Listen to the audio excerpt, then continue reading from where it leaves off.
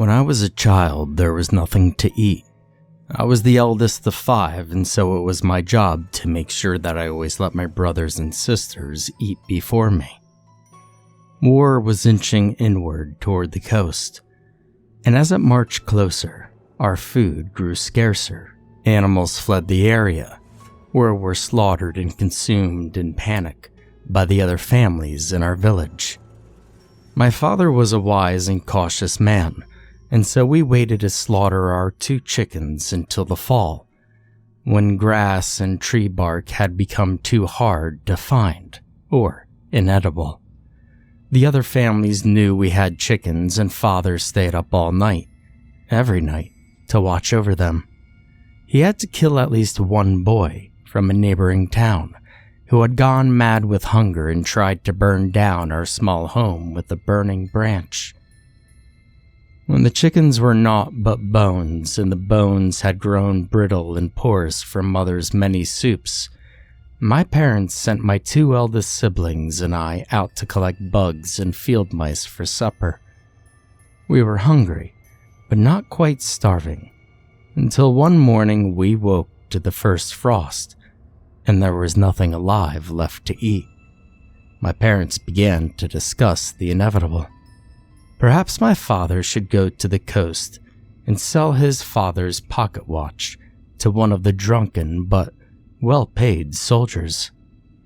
It was the only thing we had of value, and the only family heirloom my father had to pass down to me. I didn't want him to go. I was afraid war would arrive while he was gone, and I was too young and too weak to protect my mother and younger siblings. I begged him to stay, but he insisted it would be all right and promised to be back within 2 weeks.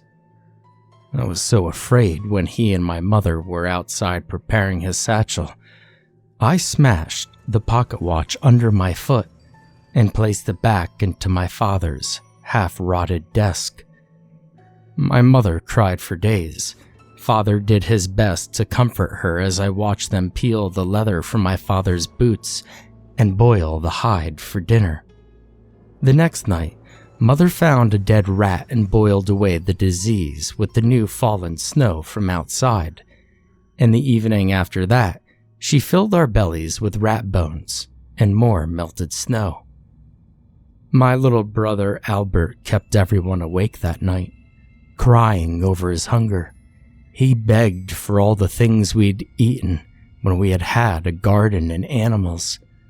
Beef stew, white rolls, succulent corn, and spiced lamb. He made all of our stomachs moan and torture us, and I soon screamed at him to be quiet while my mother sobbed from her room. Father stroked Albert's hair for hours, and then went back into his and mother's bedroom, shutting the door behind him. Albert moaned until the thin light of dawn peeked through our threadbare curtains. I could hear Father in his room, tinkering with the watch. My hunger had long worn out my fear of soldiers, and I silently prayed that he could repair it. Father worked on the pocket watch all throughout the day and into the night. Celia had found dead crickets in the walls of the abandoned bakery, and as we ate them, Father emerged from his bedroom with Mother right behind. The smile on his face was one I had almost forgotten, as I'd not seen it since the day my youngest sister was born. He told us that he had repaired Grandfather's watch, and that he'd heard of a soldier encampment nearby. 3 days, he promised us. 3 days, and I will return with carrots and lamb and rolls so big they'll fill your bellies for a year. We clapped our hands in delight and ran around our small dirt yard with a delight and glee that seemed a foreign language to us. Father said that we were all to help Mother find beautiful things with which to dress the table. The next morning, he gave us all a piece of rubber from the sole of Mother's shoes to chew on, and sent us out on our mission, after kissing us goodbye and promising to be back before we'd remembered he had left. We had such fun that day, gathering horseshoes and shards of broken glass, We threaded bits of twine through the horseshoes to hang above the table and tied the glass to the ends, hoping they would shimmer in the lamplight. We returned home as the sun set, happy with our day's work and eager to return to it tomorrow. We weren't yet in sight of home when I first smelled it. Onions, chicken broth, spiced lamb, even sweets. I ran as fast as I could, dropping our table dressings carelessly along the way in my maddening pursuit for food. I burst through the door to find Mother at the stove, preparing our meal in quiet reverence. I threw my arms around her and asked if Father was home already. Yes, my love. He had a chance to meet a wealthy mercenary on the road who was only too happy to buy your grandfather's watch. I hugged her even tighter and sat down at the table as my brothers and sisters came spilling through the doorway. They found their places quickly, hungry, expectant looks upon their faces. Father came out of the bedroom and took his seat at the end of the table as Mother brought over a steaming platter of spiced, boiled lamb. She nodded at us, and we filled our hands with the rich meat, hardly bothering with our plates. After dinner, we were sent to bed with full tummies, barely a word having said by anyone since our dinner had been set to table. We ate our fill the next night, and then the next, and the next. But as our food stock started to dwindle, so did Mother's health. Each day bled out more of her until we were left fighting over scraps of raw meat, while our mother lay weak and wilting nearby. The first night I went again without food was the night that the hazy, happy ether began to lift, and memories of the past few days became confusing. I recalled that the spiced lamb I'd consumed with such ferocity had actually been sickly sweet, and the accompaniments I'd first smelled from afar had never been brought to table. I couldn't remember Mother eating anything in all the days since Father had returned. Instead, she'd sat quietly next to us at the table, staring at the pile of gray meat we consumed with such fervor. And Father, I couldn't recall hearing his voice since the morning he had left for the soldier encampment.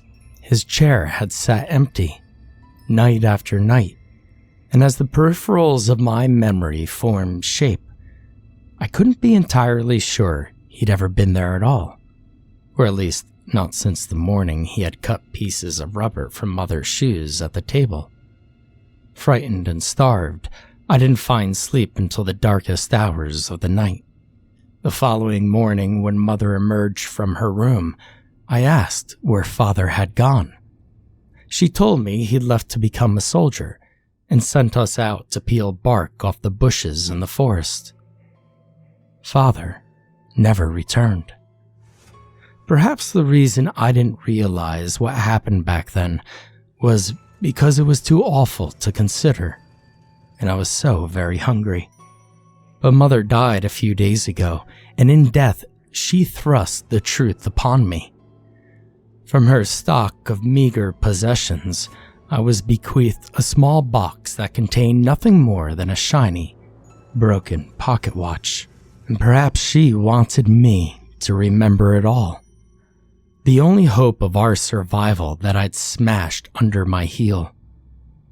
My father's last loving hug before he sent us to collect dressings for the feast. The overly seasoned gray meat and the rancid smell that had began coming out from Mother's door, becoming more pungent each day. My father sacrificed more for his family than most ever would.